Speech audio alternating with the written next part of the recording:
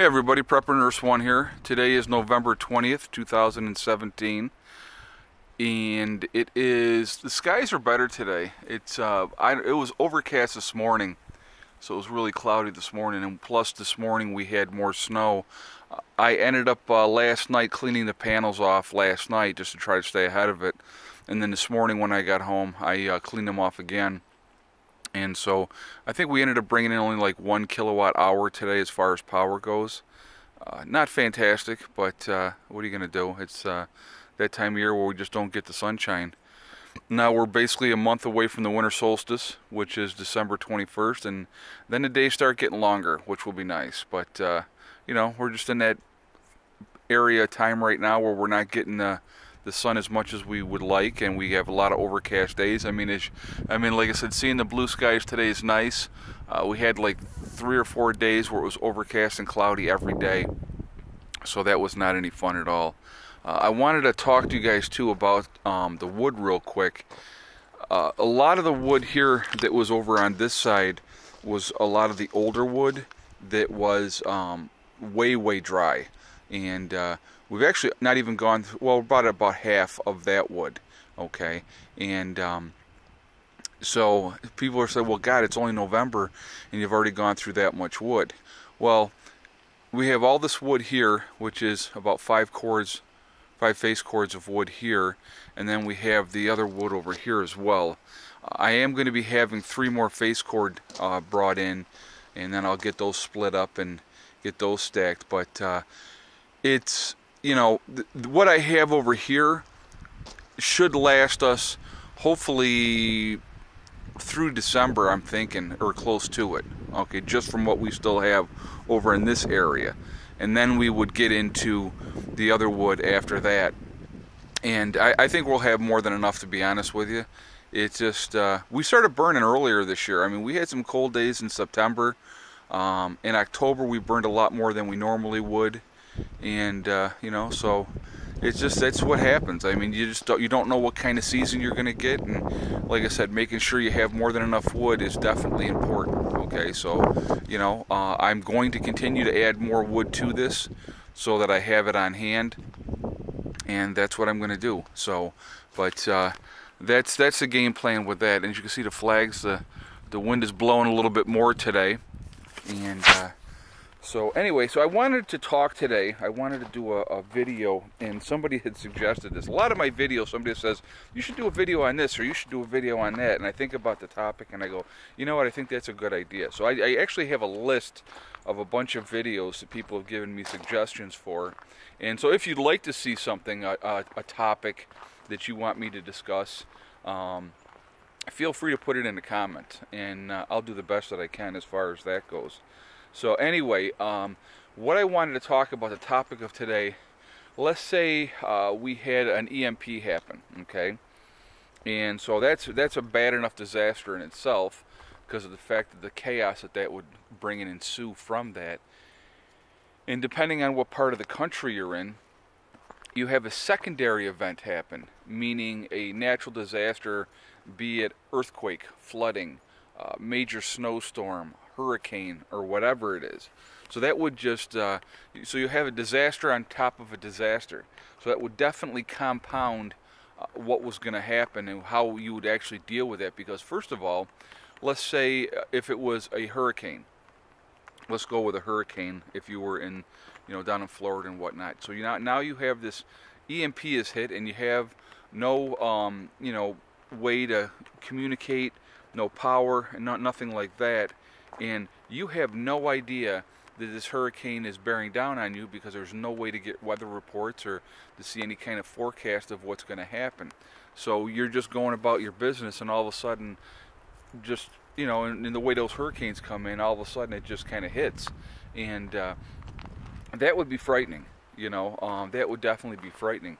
Or like even like up here in the Northeast, if it was wintertime and, you know, we're about doing our business and going along business as normal, and then all of a sudden we get dumped with a major snowstorm where we get 25-30 inches of snow in one shot and didn't know that it was going to happen. I mean, that's a disaster upon a disaster, you know.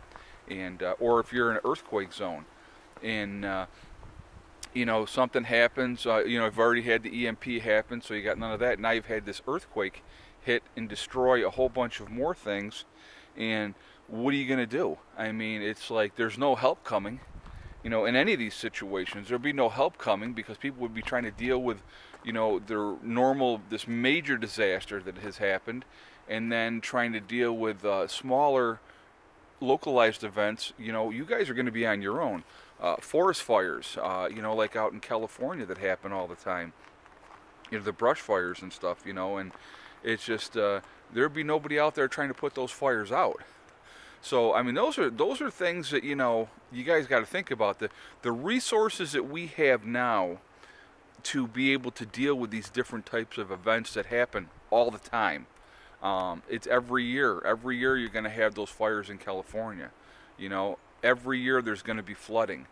There's not always going to be hurricanes that hit land, but that will happen. We will definitely be getting snow, and we'll get snowstorms up here. That guarantee is going to happen. Or if there's an ice storm. But those are things that we don't have control over.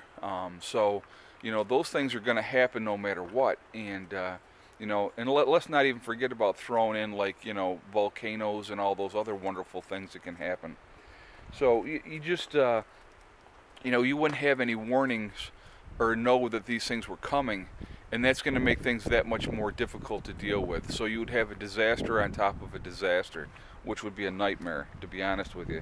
I mean, it'd be bad enough having to deal with one major thing, and then the next, or like if let's say it was a some kind of pandemic where there was a flu bug that was going around and killing a large majority of people, even if so there you're dealing with that disaster, and then all of a sudden some other major disaster happens on top of it. I mean, your resources are going to be spread thin. There's not going to be any help coming. How do you deal with that?